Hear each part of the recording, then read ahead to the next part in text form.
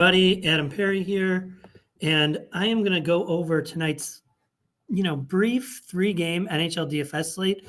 There's not a ton to love about the NHL scheduling, but one of the things that's at least cool is that all these games kick off about the same time, so we can run our lineups, sit back and relax. We don't have to worry about late swap. We don't have to worry about what the ownership is in our contest and how that's going to affect our late swaps and our late sims, and looking for late news and all that. If anything does happen, it's a little less common in hockey, but it does. But yeah, so there are some things to like, despite having a small slate with some small contests. And the one thing we can always do is go over our process. So I don't change much from day to day, and I don't change much in these videos, but that's okay, right? Because we can always learn and always get reps in doing the same thing, learning how we want to run lineups. And I'm going to do it using TrueDFS. So before I go further, be sure to like and subscribe because it really helps us out and it helps us keep these videos free. And check out TrueDFS.com. I'm going to use, the full package here, but there's all different packages, and there's now a new core package where you get everything at TrueDFS.com, like Sheets' projections and Goldie's projections that I'm going to use for this video. You also get the pay dirt model, which has DFS and betting content for several sports, and you get SaberSim Core, right? So, and that's what we'll use today, using just their Saber score. Then we can run the contest sim, see how that goes. But you get so much. The prices are going to go up. There's a trial now. Check it out. If you have tried it in the past, we've reset it with the start of baseball season, so you could try again. Check it out. Anyway, let's run some lineups. Let's do DraftKings and then FanDuel. People always ask for both, so we're going to do both. I do not care about minimum salary. I do not care about the types of stacks I play. I'm playing for the flagship. It's not large today, but it's not tiny. I do not, or let me rephrase that. I don't care about the stacks I run. I'll let it get through, whatever it does. However, I do care about the stacks I play. So we'll change that after we build. I'm going to switch it on to Goldie's projections, and I'm going to run it. We'll see who we get to using the Saber score metric. The Saber score metric looks at upside. It looks at ownership. It takes that all in, and it looks at median, or should I say average projection, and comes up with a metric that's back tested using SaberSim Sims. And then we'll run a contest sim and see who we get to. So just using Saber score for the small slate. Now this assumes we're playing in a huge GPP, but we are not playing in a huge GPP. We're only playing in 100 to 1,000 entries, but I'm going to make it 1,000 to 10K. And let's see. SaberSim loves the onslaughts. We get to a lot of Washington. Let's see. I'm going to guess if we sort this by the simulated ROI of the contest,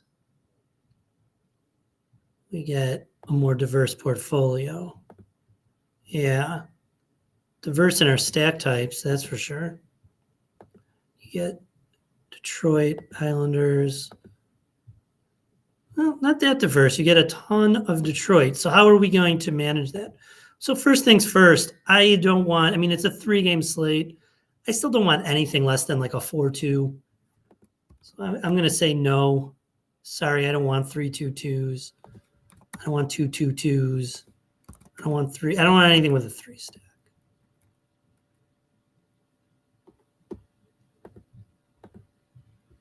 So first things first. Now it's looking a little bit better to me. Let's make sure as we change things, we don't get any of these.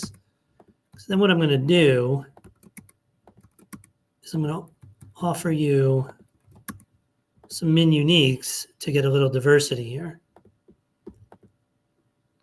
So now it's getting a little bit better.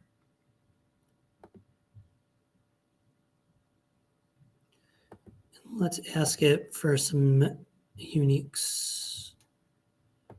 Now I'm much happier with this, right? Now we've got a pretty broad range of stacks.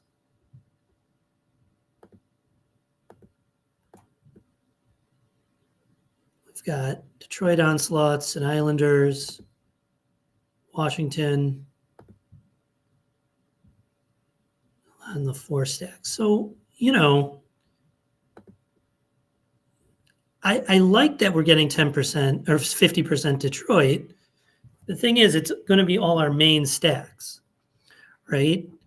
So maybe I don't quite want that. I'm going to say, look, just 10% there and take away this full 6-man. Just so that it's like, okay, I'll take 50% Detroit or some high amount of Detroit. What is it at now?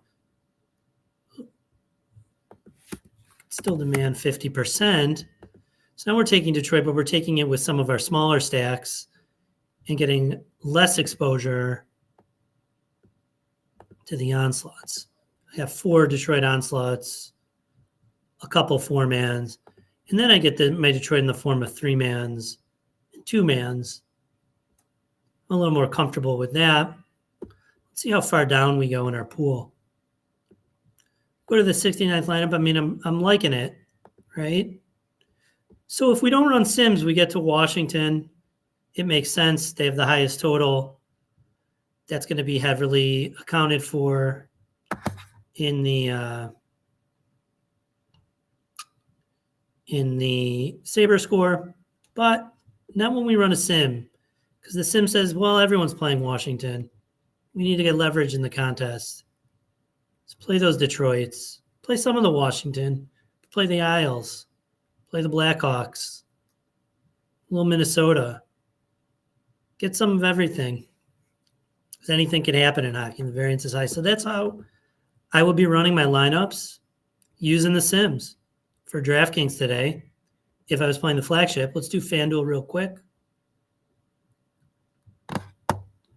All right, I'm going to switch to Goldie's projections. Take off min salary. And I'm ready to go.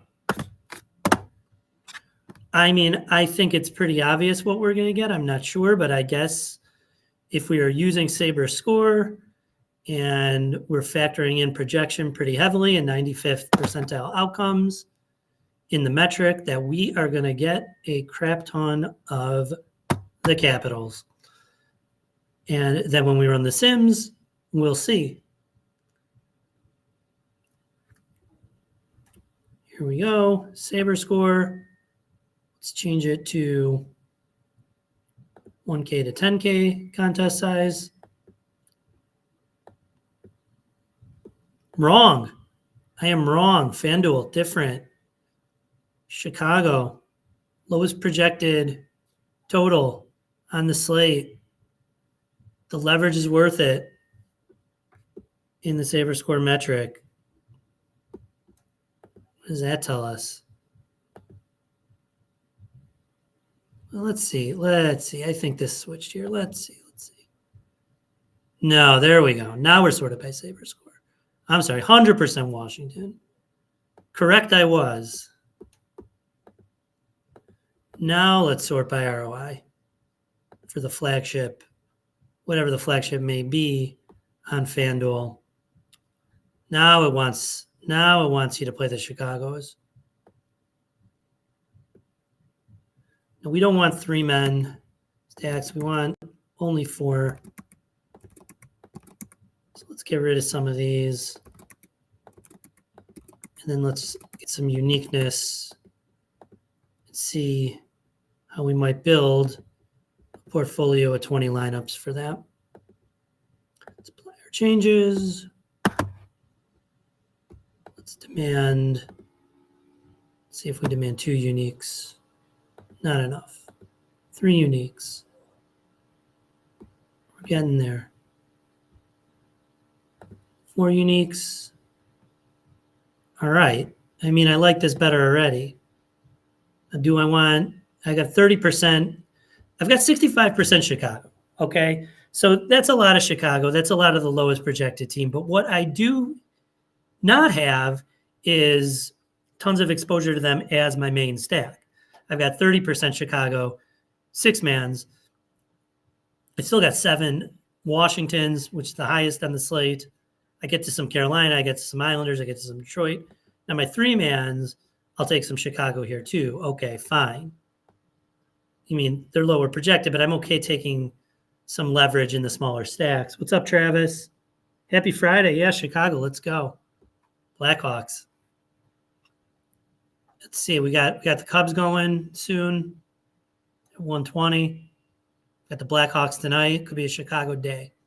We'll see. The weather's terrible, but for baseball purposes at least, we will see.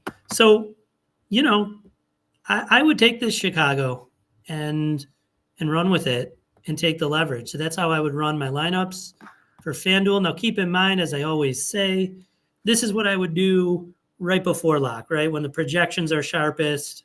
See, we keep getting projection updates throughout the day. But when the projections are sharpest, be that the fantasy points or the ownership, I'm going to go 10 minutes before lock. I'm going to do this process real quick. I'm going to upload my lineups. I'm going to set it, forget it for the night. I'm going to enjoy the slate and enjoy the sweat. And like I said in the beginning, the good thing about this slate, and there's not much, it's a 3-game slate with terrible contests, but there's one good thing is that they're all starting around the same time. So we could really enjoy it without having to think as much about late swap. I mean, that being said, late swap is an edge, right? So what'd you say, Travis? One of, yeah. See Ovi get it against the Blackhawks. At least I'll have something to watch. You can't watch. I don't know if you're from Chicago or you're just talking about it, but you can't watch Blackhawks games without an antenna in Chicago. It's absolutely ridiculous. The Blackhawks, the Bulls, and the White Sox don't have their own channel like the Cubs do, and they weren't able to work out a deal with the cable company, so you have to have an antenna. It's a pain in the ass, but luckily, none of those teams are that exciting that I feel I need to watch. But anyway, that's how I would run it. Remember to like and subscribe. Remember to go to TrueDFS.com. If you like what you see here, you could get these tools. That core package is only $20 more than SaberSim itself. And you get Goldie's projections, you get Sheets' projections, you get the premium Discord where everyone's helping each other, talking shop, talking DFS, talking betting.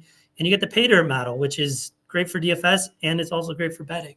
And we've been posting them in Discord and winning those hockey bets on the props. And it's returned a positive ROI for the year of about, I think James said it's at 5-6% return on investment. So pretty happy with all that. Check it out. Go to TrueDFS.com and good luck